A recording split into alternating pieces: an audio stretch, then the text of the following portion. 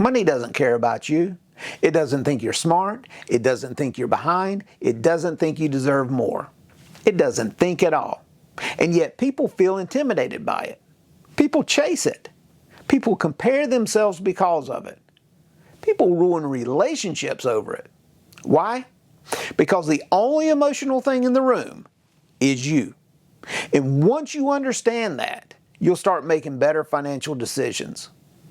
Money is a commodity. It satisfies wants, it satisfies needs, it facilitates exchange. That's it. If I put $100,000 on the table, what is it? It's simply paper and ink assigned value. Those bills don't respect you. They don't judge you. They don't reward you. They don't punish you. They simply function. We're the ones assigning meaning. The bigger the number, the bigger the emotion. You see $500? No big deal. You see $50,000? Man, that brain lights up.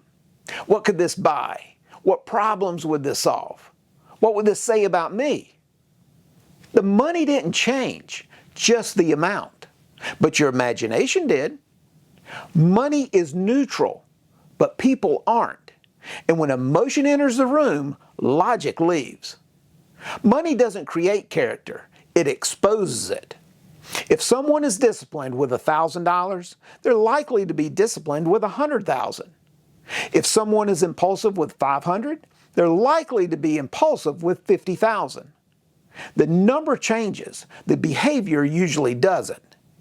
People often think, if I just made a little more money, I'd feel secure. And sometimes that's true. But often more money simply magnifies who you already are. Money has three basic functions: medium of exchange, store of value, unit of account. That's it. Everything else, status, ego, identity, power, we attach to it. And when identity gets mixed with money, emotion takes over. That's when poor financial decisions begin. You buy a car to feel successful. You avoid investing because you're afraid. You hold too much cash because it feels safe. You overspend because you deserve it. Those aren't math decisions. Those are emotional decisions, and emotion is expensive. I've seen people refuse to invest even when they had strong cash flow and no debt.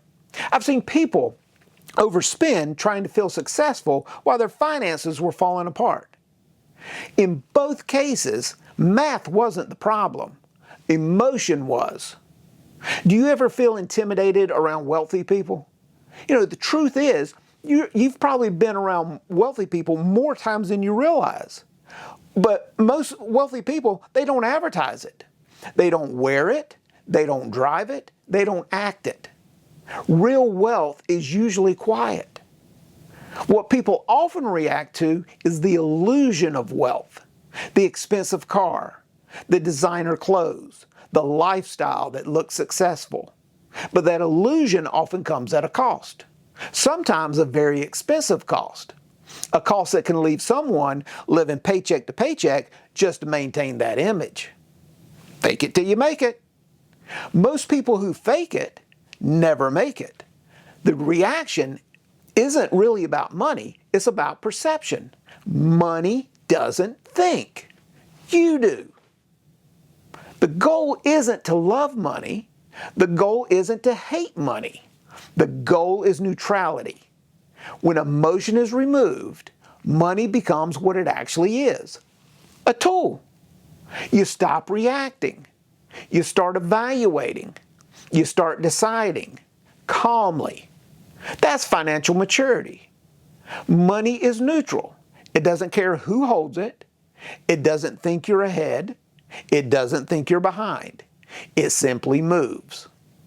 If you want financial stability, master your behavior before chasing bigger numbers. Protect your cash flow.